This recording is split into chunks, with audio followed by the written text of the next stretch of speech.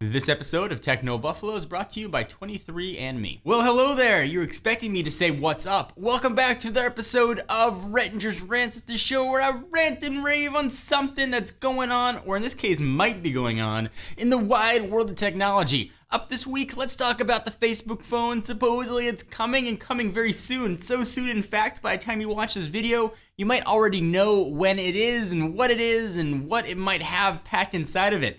I think a Facebook phone is a silly idea. I don't need a phone that does what an app can do, but that's just me. This is Rettinger's Rants. Let's go ahead and get your ranties in a bunch.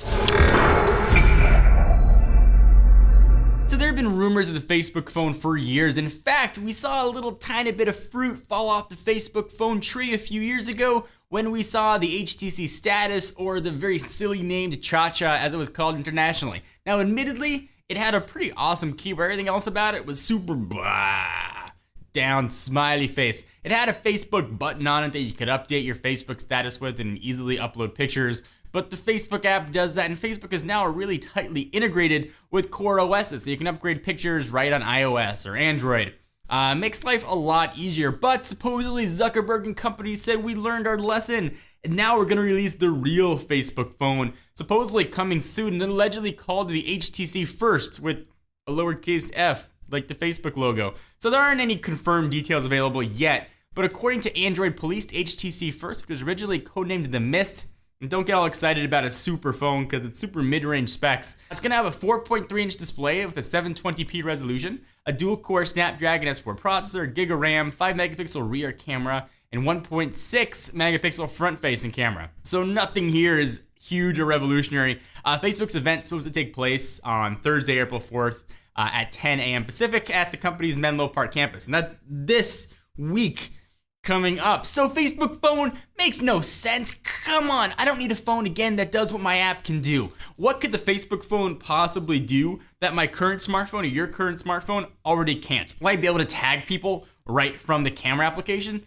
Not a big deal. I'm not buying a phone just for that feature. So what do you do on Facebook? Here are the big ones. So you upload pictures, you tag photos of friends, you stalk people, you look at their news feeds, you check pictures, and you just sort of passively check out what's going on Facebook. You can already do all of that on your phone. Is Facebook going to announce some crazy new feature that only this phone can do? I cannot see any reason to sacrifice every other phone experience to try and just use a Facebook phone. So allegedly it's going to have a crazy Facebooky skin on it. It's going to let you do things very easily. Why not just release widgets that Android users can use?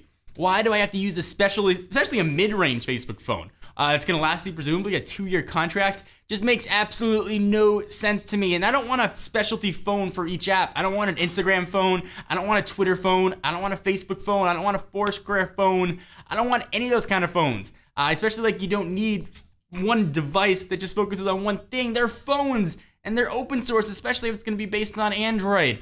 Just make it work with all devices and call it a Facebook skin people can download. Make a Facebook launcher publicly available people can download. Don't release it on a crazy mid-range spec phone and expect the world to get super excited, Mark Zuckerberg, because it just ain't gonna happen.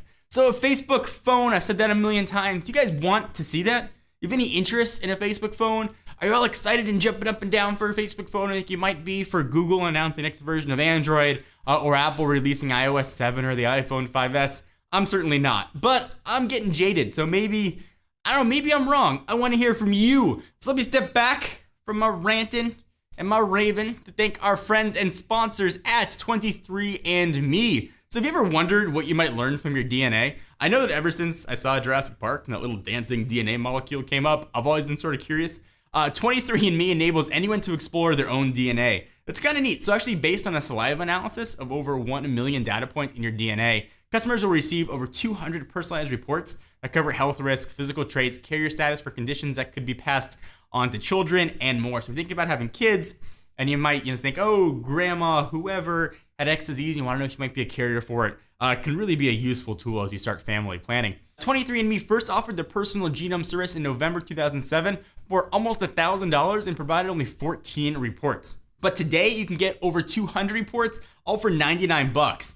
That's the evolution of technology right there. So it might sound kind of intimidating to have to get your whole DNA sent to you. But 23andMe actually makes the whole process pretty simple. First, you just buy a DNA kit online, then you mail in your saliva sample. Sort of postage is all included. And after a few weeks, you receive over 200 health trait and ancestry reports. So what are you waiting for? Get started. Go check it out at 23andme.com/technobuffalo to learn more. Again, that's 23andme.com/technobuffalo. If you guys agree, disagree, leave your comments down below. Give this video a big fatty thumbs up. We certainly appreciate it. Check us out at technobuffalo.com for latest and greatest tech news. I will see you in the next video.